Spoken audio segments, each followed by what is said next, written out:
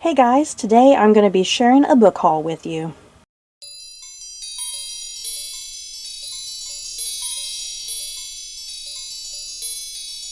So let's get going into this book haul. I have 20 books that I'm going to be sharing with you guys, and I think for the most part, the big bulk of this is all books that I have yet to read, but they're all books that I'm very much excited to get to. I'm absolutely dying to read most of these. So yeah, let's get going. First up, Sharp Objects by Gillian Flynn. I watched the miniseries, the HBO miniseries that aired sometime last summer starring Amy Adams. And, let's be honest, initially, Sharp Objects, the first several episodes, I had a rough time getting into it, not gonna lie. But once you get past kind of those introductory episodes and the big mystery gets going and the characters start getting fleshed out, wow, this is an amazing story by Gillian Flynn. So yeah, I have not read the book yet. I'm very excited to read this book. Once I do get to it, it'll be my second Gillian Flynn book after Gone Girl, and I loved Gone Girl, you guys. I freaking loved Gone Girl. So yeah, if you don't know what Sharp Objects is about, it's about this woman. She's a journalist, and she returns to her hometown to investigate these murders that have sprung up of some very young girls. And yeah, there's so much going on, you guys. There's a lot of family drama with her and her mother and her, I guess, her stepsister, and yeah, who murdered these girls? What's the bigger mystery? And it is one hell of a fascinating mystery. I'm assuming the way the show was, I'm going to assume the book is the exact same way, because yeah, my mind was blown. And I'm very curious how the book is, compared to the TV adaptation. Next up, Another Woman's Husband by Gil Paul, and this is a novel told in two different points of view. We have a modern day setting and a historical fiction setting. And the first bit of the story takes place in 1997, following this couple, and they happen to witness the car wreck that killed Princess Diana. So there's that whole story, and the lady who witnesses this wreck that kills Princess Diana, she happens to find some sort of pendant next to the wreckage, and this leads her down some sort of story that leads her to Wallis Simpson. And if you know anything about Wallis Simpson, she's the woman that back in the early 1900s, she and King Edward, God, which Edward was he? Edward the Sixth, I want to say.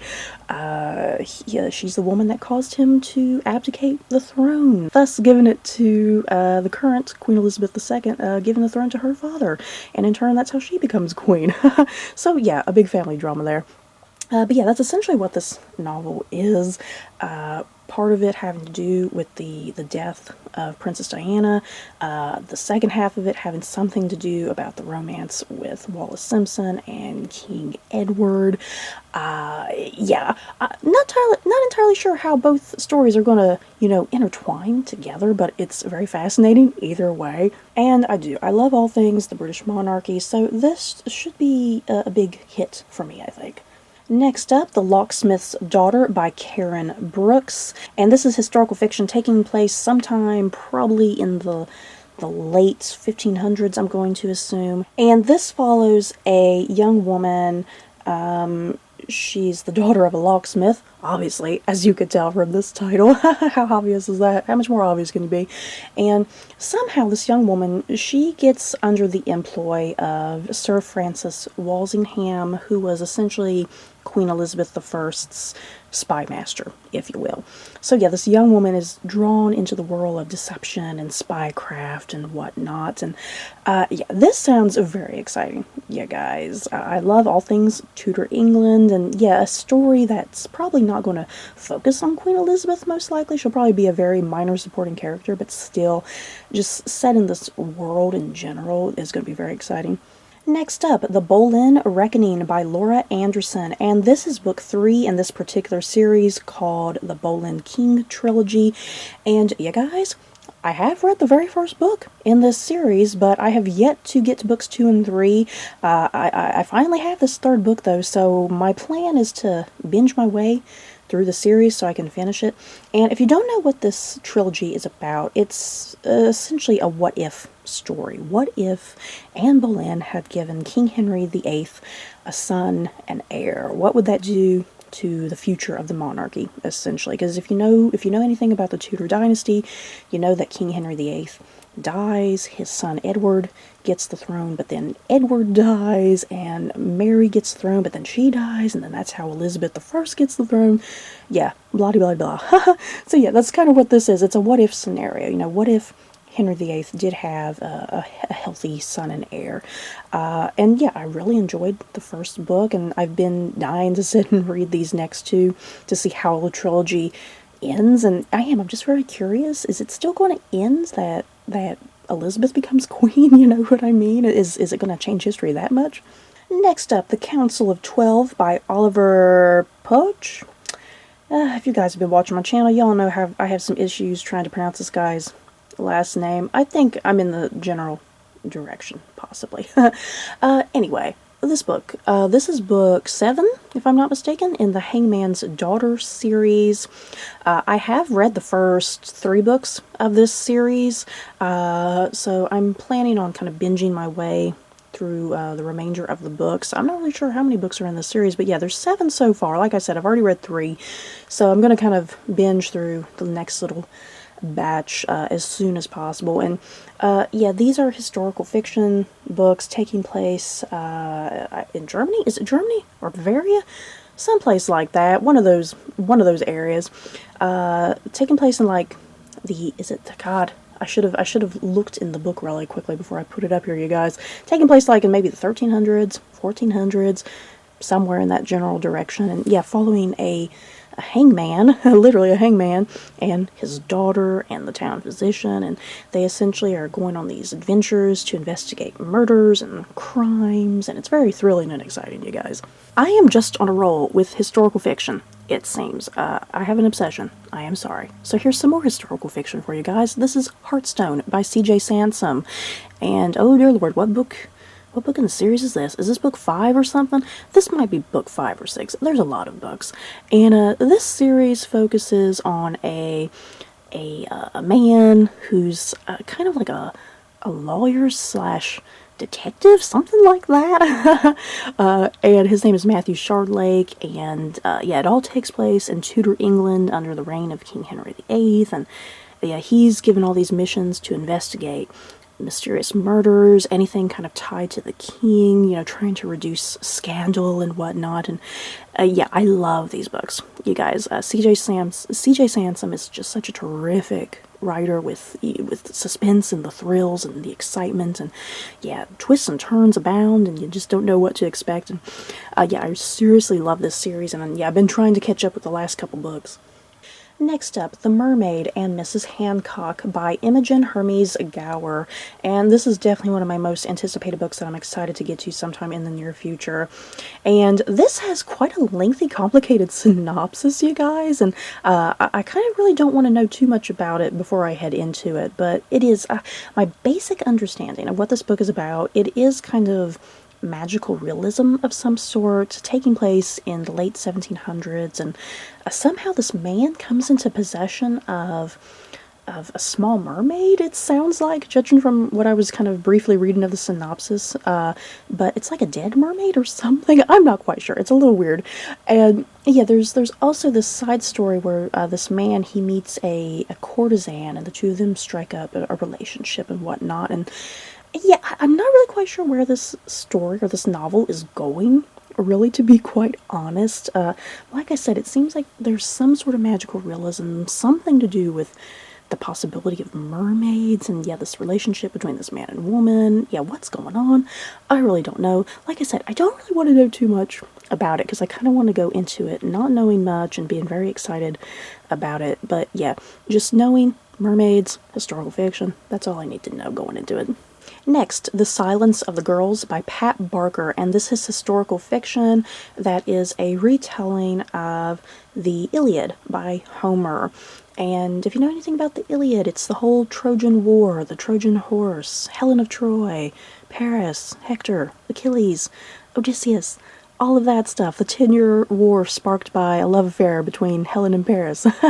And yeah, this is a retelling of that story, but told through the point of view of Briseis, who in the Iliad is kind of a minor character in some ways. But yeah, this is really fleshing out her story, and I guess her imprisonment with Agamemnon and her relationship with Achilles, I'm assuming. So yeah, I definitely can't wait to get to this. It definitely sounds like a feminist retelling of the Iliad. Next up, The Lost Queen by, someone help me out with this name, Signe Pike? Signe Pike? I'm not sure. If anyone can help me out with this pronunciation, I would greatly appreciate it.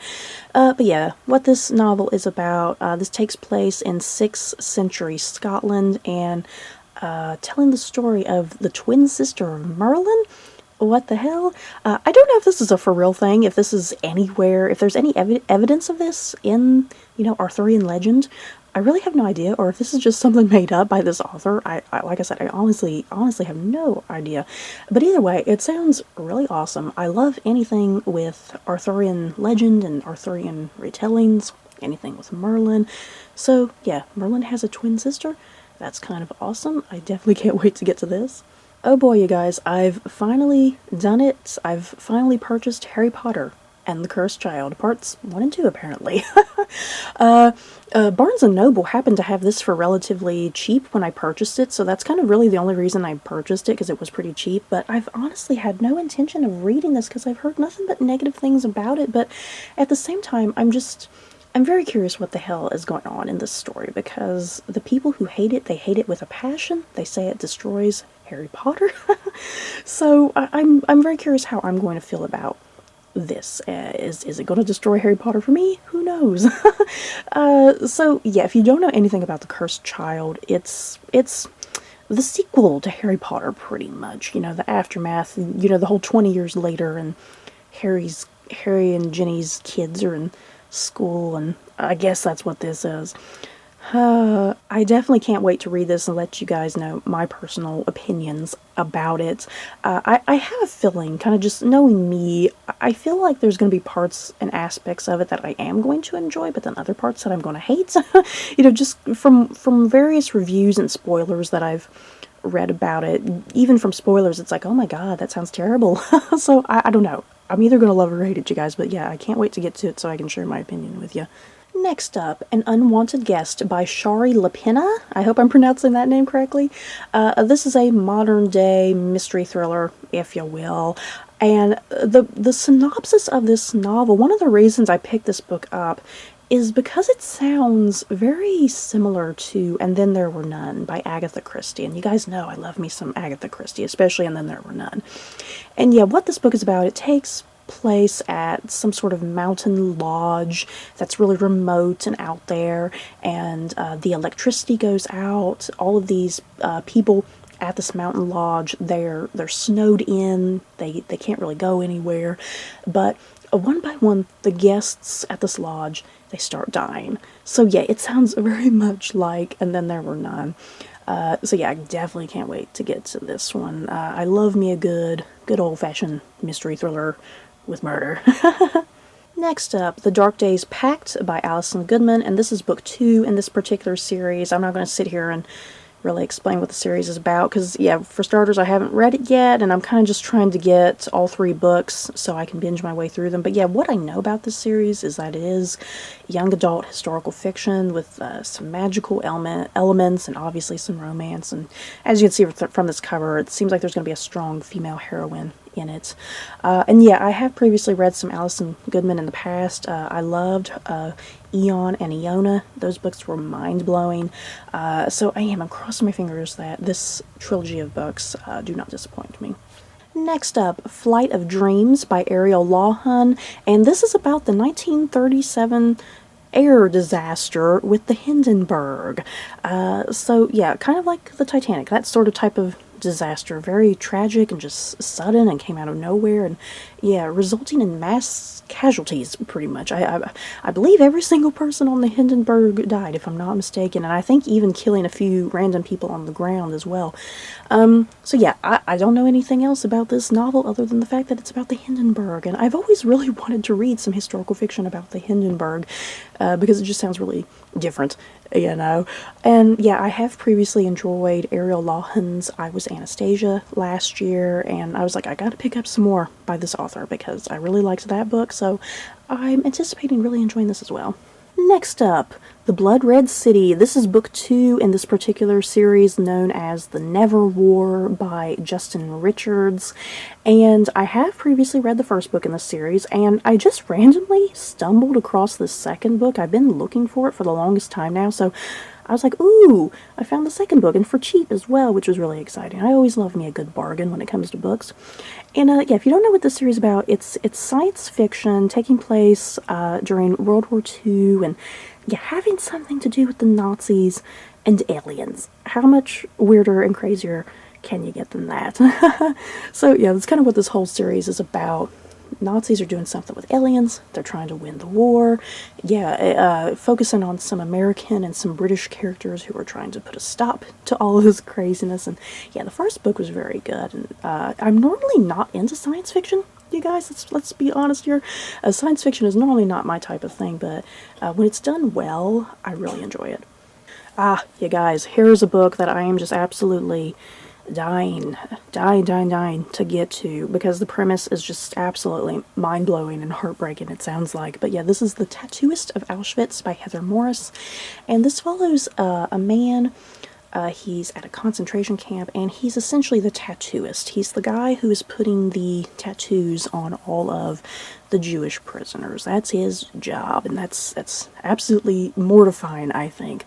But yeah, that's his terrible job, and through this, that's how he meets this fellow woman, who I'm guessing is also Jewish.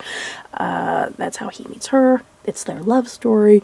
Please tell me this doesn't end tragic. You guys, I don't want a tragic love story. I want them both to make it out alive, but I have a feeling they're not. Next up, The Spellbook of Katrina Van Tassel, a story of Sleepy Hollow by Alyssa Palumbo? Something like that. If you can't tell from the title of this book, I think it's fairly obvious. This is a retelling of Sleepy Hollow, but told through the point of view of Katrina Van Tassel. And I love Sleepy Hollow. I'm definitely a die-hard fan of the perhaps maybe cheesy Tim Burton Johnny Depp endeavor back in the 90s, but I love that movie. It's a great movie in my opinion. I love watching it. So yeah, I don't need to know anything else about this novel. You guys, Katrina Van Tassel, Sleepy Hollow, that's all I needed to know. Next up, The Casual Vacancy by J.K. Rowling. I finally got myself to purchase this book. I've heard mixed reviews about this as well. Is it good? Is it bad? I don't know, but I can't wait to form my own opinion about it.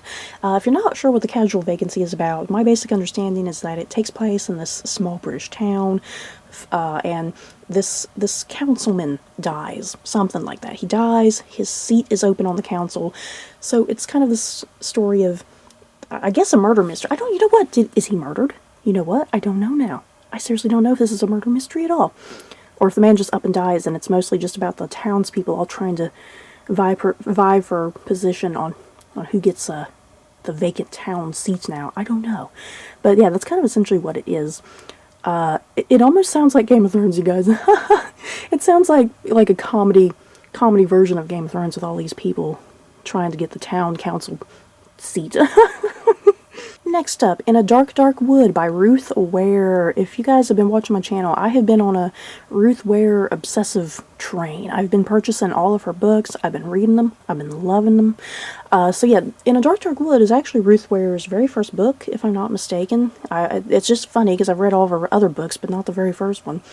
And you guys, I need to get on Goodreads for this one, because I honestly don't know what the hell this book is about, because I was sitting and looking through the book. There's absolutely no synopsis on the back of the book. There's no little inside flap giving you a synopsis. There's absolutely no synopsis on this thing, so I don't even know what it's about. I should have got on Goodreads, but oh well. It's too late for that. So either way, it doesn't really matter what this book is about, because I've loved all of Ruth Ware's other books. what I'm going to assume, it's a mystery thriller, probably something having to do with a murder. That's what all her books have to do with. So yeah, definitely can't wait to get to this and kind of complete my collection of Ruth Ware at the moment.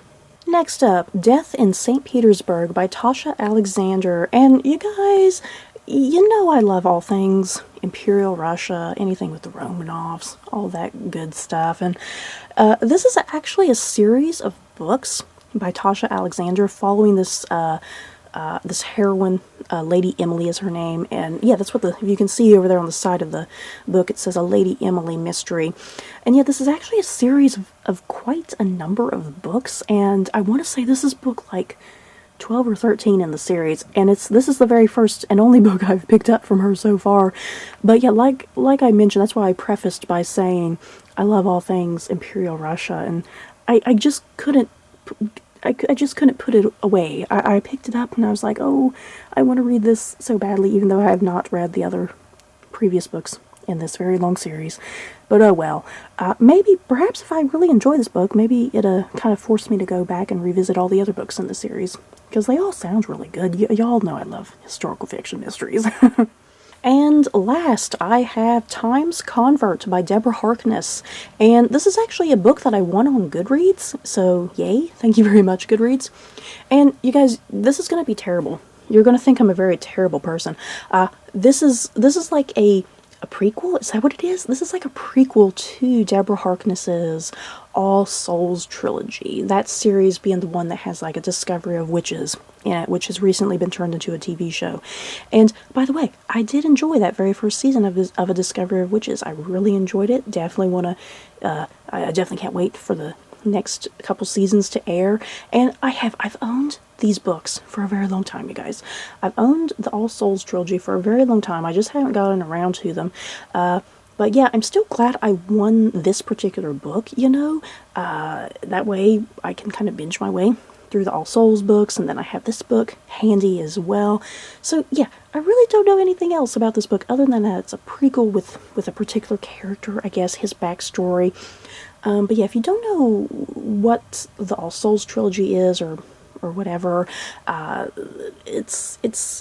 take place in a modern day setting, essentially, and following werewolves and vampires and witches, you know, the supernatural and paranormal, pretty much. You get my idea. So, yeah, you guys, that's it for this book haul. I feel like this was kind of a horrible book haul, because I feel like the majority of these books, I was like, I don't know what this book is about. But, you know, seriously, though, I mean, a lot of books, I kind of don't really care what they're about, as long as I have a very slight, basic idea of what it's about, because I don't want to go into some books and being overly spoiled. You know what I mean? It kind of ruins the surprise for me. But either way, these are all books that I am super excited to get to sometime in the future, hopefully. But yeah, in the comments below, have you guys read any of these particular books? Do you plan on reading any of them? Are there any that you want me to get to sooner rather than later? Just let me know. So that's it for this video. I hope you guys enjoyed. Don't forget to like, comment, and subscribe. And if you like this video, you may like these other videos. Bye, guys.